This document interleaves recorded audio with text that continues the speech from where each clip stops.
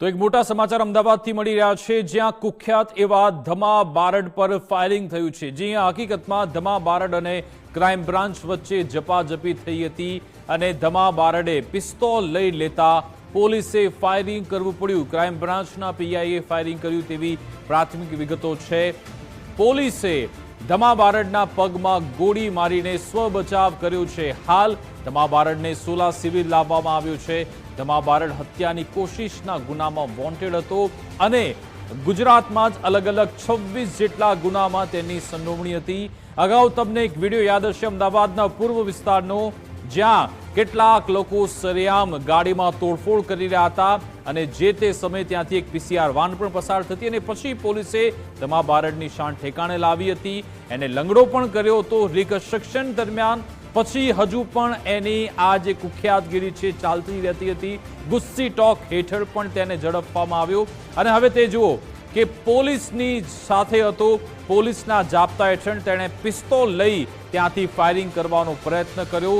સ્વ બચાવમાં પછી ક્રાઇમ બ્રાન્ચની ટીમે ધમા બારડના પગમાં ગોળી મારી છે।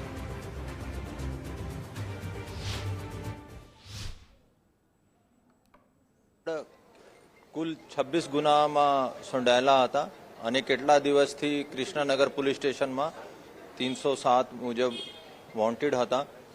ક્રાઇમ બ્રાન્ચનો આજે માહિતી મળી હતી કે રાજસ્થાનથી અમદાવાદ બાજુ આ ધમા બારડ આવી રહ્યા છે, તો સોલાની હદમાં ઓક્સિજન પાર્ક પાસે પીઆઈ ચૌહાણ અને એની ટીમે એનો પકડ્યો, ત્યારે એને ઝપાઝપી કરી અને પીઆઈ ચૌહાણની સર્વિસ રિવોલ્વર છીનવાની કોશિશ કરી, જેમાંથી પીઆઈ ચૌહાણની એલર્ટનેસની કારણે એના પગમાં ગોળી વાગી અને અત્યારે આ સારવારમાં છે અને પીઆઈનો પણ કંધા ઉપર ઈજા થઈ છે, આ પણ સારવારમાં છે।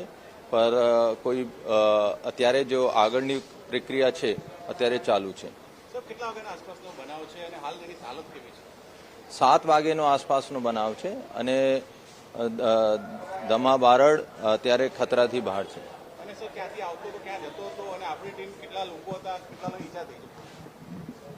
રાજસ્થાનથી આવતો હતો અને ક્યાં જવાનો હતો કે અમે એનો રોડ ઉપર એનો પકડવામાં સફળતા મળી હતી।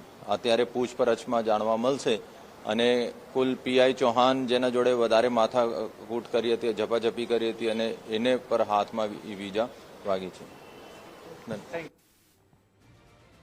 તો પોલીસ તરફથી વિગત આપવામાં આવી છે। ધમા બારડ કે જે કૃષ્ણનગરમાં એક ગુનો નોંધાયેલ હતો, એને લઈ તેની ઘણા સમયથી ધરપકડ કરવાની હતી અને તે રાજસ્થાનથી આવેલો તો બાતમી મળી ક્રાઇમ બ્રાન્ચની ટીમને અને સોલા પાસે ઓક્સિજન પાર્ક જે વિસ્તાર છે ત્યાં પોલીસની વિગત મળતા ક્રાઇમ બ્રાન્ચની ટીમ ત્યાં પહોંચી અને પછી તેણે ભાગવાનો પ્રયત્ન કર્યો। ઝપાઝપીમાં તેણે પિસ્તોલ પણ લઈ લીધી, ત્યારે પોલીસે પછી તેના પગમાં ગોળી મારી છે। હાલ તેને સોલા સિવિલ લાવવામાં આવ્યો છે અને ત્યાંથી જ અમારા સંવાદદાતા રાહુલ ત્રિવેદી લાઈવ જોડાઈ ગયા છે। રાહુલ, આખો આ ઘટનાક્રમ તો પોલીસની તરફથી જણાવવામાં આવ્યો છે, પરંતુ ખૂબ સંક્ષિપ્તમાં છે, પણ આખો આ કેસ શું છે?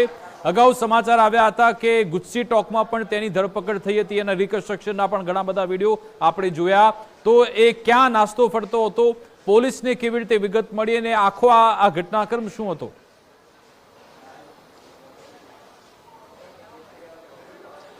વિકાસ, જો વાત કરવામાં આવે તો કે આ ધમા બારડ કુખ્યાત હતો, કારણ કે તેની પાસે અલગ અલગ માત્ર કૃષ્ણનગર નહીં પરંતુ અમદાવાદના અલગ અલગ પોલીસ સ્ટેશનની અંદર 26 થી વધારે ગુનાઓ, જેમાં હત્યાનો પ્રયાસ હોય, લૂંટનો હોય, ચોરીનો હોય કે પછી અલગ અલગ જે ગેરકાયદેસર હથિયારોનો હોય, તમામ જે ગુનાઓ છે તેની ઉપર નોંધાયેલા હતા અને તે ગુના બાદ જે છેલ્લે કૃષ્ણનગરની અંદર ફરિયાદ જે ગુનો દાખલ થયો ત્યારબાદ તેઓ નાસ્તો ફરતો હતો અને તે રાજસ્થાન ગયો હતો। ક્રાઇમ બ્રાન્ચને બાતમી મળી કે જે ધમા બારડ જે કુખ્યાત છે તે હવે રાજસ્થાનથી અમદાવાદ આવી રહ્યો છે, ત્યારે જે મેહુલ ચૌહાણ પીઆઈ છે ક્રાઇમ બ્રાન્ચના, તે તેમની ટીમ જે છે સમગ્ર એ સતત બાતમી રાખીને ચોક્કસ પોઈન્ટ પર ગોઠવી બેઠી હતી। સોલાની અંદર ત્યાં ઉભા હતા, ત્યાં સોલા પાસે આવેલો ઓક્સિજન પાર્ક જે છે ત્યાં ક્રાઇમ બ્રાન્ચની ટીમ જે છે પીઆઈ મેહુલ ચૌહાણ સાથે સાથે જે અન્ય કર્મચારીઓ ક્રાઇમ બ્રાન્ચના છે એ તમામ લોકો જે છે એ જોવાચ રાખીને ઉભા હતા। ત્યાં ધમા બારડને પકડવા જતા ક્રાઇમ બ્રાન્ચ અને કુખ્યાત જે ધમા બારડ હતા તે બંને વચ્ચે ઝપાઝપી થઈ હતી। તે સમય દરમિયાન જે ક્રાઇમ બ્રાન્ચના પીઆઈ છે મેહુલ ચૌહાણ તે પણ ઇજાગ્રસ્ત થયા છે, ખભાના ભાગે તેમને ઇજા થઈ છે, તે પણ સારવાર હેઠળ છે.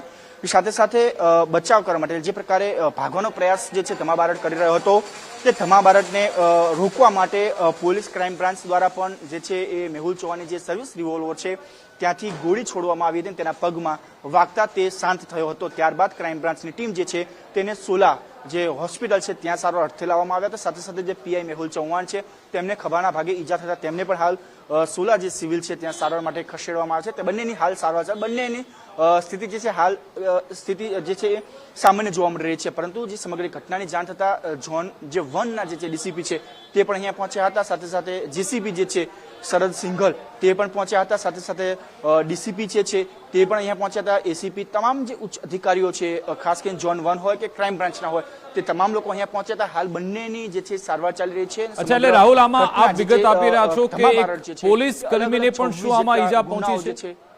રાહુલ, આમાં શું પોલીસ કર્મીને પણ ઈજા પહોંચી છે? કેવી રીતે એમને ઈજા પહોંચી? બિલકુલ વિકાસ બિલકુલ જ્યારે પોલીસને બાતમી મળી હતી ક્રાઇમ બ્રાન્ચને કે ધમા બારડ જે છે એ રાજસ્થાનથી અમદાવાદ આવી રહ્યા છે કોઈ ખાનગી ટ્રાવેલ્સ હોય કે અન્ય વાહનની અંદર, ત્યારે બાતમીના આધારે વોચ ગોઠવવામાં આવી હતી જેમાં પીઆઈ મેહુલ ચૌહાણ છે તે ક્રાઇમ બ્રાન્ચના છે તે અને સાથે સાથે તેમના જે સાથી જે પોલીસ કર્મચારીઓ છે ક્રાઇમ બ્રાન્ચના તે તમામ લોકો જે વોચ રાખીને બેઠા હતા સોલા પાસે આવેલું ઓક્સિજન પાર્કની બહાર. ત્યાં જે છે એ બંને ક્રાઇમ બ્રાન્ચ અને ધમા બારડ ભાગવા જતા બંને વચ્ચે ઝપાઝપી થઈ હતી. ત્યાં ઝપાઝપી દરમિયાન પીઆઈ જે છે ક્રાઇમ બ્રાન્ચના મેહુલ ચૌહાણ તેમને ખભાના ભાગે ઈજા થઈ છે. તેમને પણ સોલા જે સિવિલ હોસ્પિટલ છે ત્યાં સારવારથી ખસેડવામાં આવ્યા છે અને પીઆઈ મેહુલ ચૌહાણની રિવોલ્વર જે સર્વિસ રિવોલ્વર છે ત્યાંથી ગોળી છોડવામાં આવી હતી તે ધમા બારડના પગે વાગી છે. તેને પણ હાલ સારવાર અર્થે જે છે સોલા સિવિલ સાથે ખસેડવામાં આવે છે. બંનેની હાલ સ્થિતિ જે છે એ સામાન્ય જોવા મળી રહી છે. જી બિલકુલ, આભાર રાહુલ અમારી સાથે જોડાવા બદલ, વાતચીત કરવા બદલ. તો આમાં પીઆઈ એ પણ ઘાયલ થયા છે, એમને ઈજા પહોંચી છે એટલે એ પણ ત્યાં અત્યારે સોલા સિવિલ હોસ્પિટલમાં છે. ઉચ્ચ અધિકારીનો કાફલો અત્યારે સોલા સિવિલ હોસ્પિટલ પહોંચી ચૂક્યો છે.